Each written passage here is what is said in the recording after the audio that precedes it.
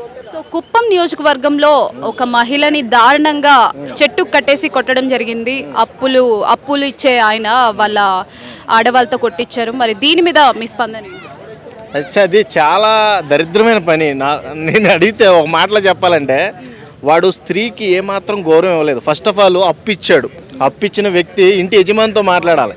ఇంటి యజమానితో మాట్లాడిన ఆడపిల్లల మీద అంటే ఆడవాళ్ళ మీద ఈ అఘాయిత్యాలు చేయడం అనేది చాలా దారుణం.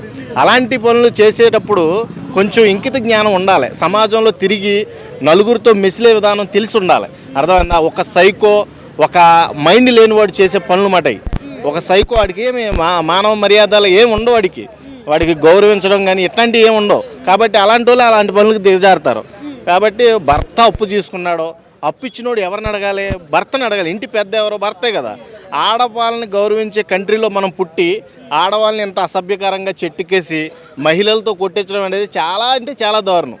దీన్ని ప్రభుత్వం చాలా సీరియస్గా తీసుకోవాలి.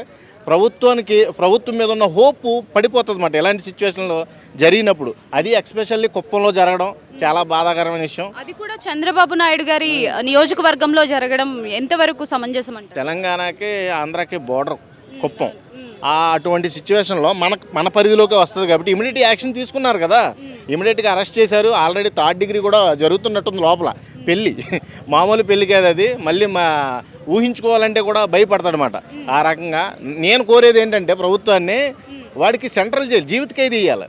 ఎందుకంటే మహిళల పట్ల ఇంకొకడు ఎవడైనా అలా చేయడానికి భయపడాలి. భయపడే రకంగా వాడికి ట్రీట్మెంట్ ఇస్తే మళ్ళీ ఇంకొకసారి మహిళని అలా చులకనగా చూడడం కానీ, చులకన భావంతో ప్రవర్తించడం కానీ, ఒక మహిళని అందరి ముందు నిలబెట్టడమే పెద్ద తప్పు. అంటే అందరి ముందు చెట్టుకేసి కట్టేసి ఊరంతా చూస్తుండగా నువ్వు కొట్టేస్తున్నావంటే నువ్వెంత దుర్మార్గుడివి.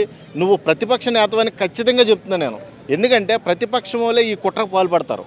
ఇలాంటి కుట్రలో ఖమ్మంలోనే ఎందుకు పెట్టారు అంటే అక్కడ ప్రభుత్వం టీడీపీది, పక్కా టీడీపీ. ఏదో ఒకసారి అలా గాలివాన్లాగా వెళ్ళొచ్చారు. ఈసారి అక్కడే దాన్ని ఇంకా పెంచాలి, ఫైర్ అక్కడే పెంచాలి, అక్కడే వైరం పెంచి మన ప్రభుత్వాన్ని ట్రాక్లోకి తీసుకురావాలి. ఇదే మెయిన్ ఉద్దేశం, మెయిన్ మోటో కూడా. లేకపోతే అసలు ఎవరో ప్రవర్తించిన తీరులో వాళ్ళు ప్రవర్తించడం ఏంటి? అది చాలా అంటే చాలా దారుణమైన విషయం. దీని మీద నారా లోకేష్ గారు, చంద్రబాబు నాయుడు గారు, పవన్ కళ్యాణ్ గారు కూడా దీని ముగ్గురు కూడా ఒక మాట అనుకొని వీడిని దారుణాతి దారుణంగా శిక్షించాలని, మళ్ళీ మహిళ పట్ల ఎలాంటి ఆలోచనలతో ఎవడైనా ఉంటే వాడికి కూడా ఫ్యూచర్లో వీళ్ళు ఇచ్చిన ట్రీట్మెంట్ గుర్తు రావాలని కోరుకుంటున్నాను.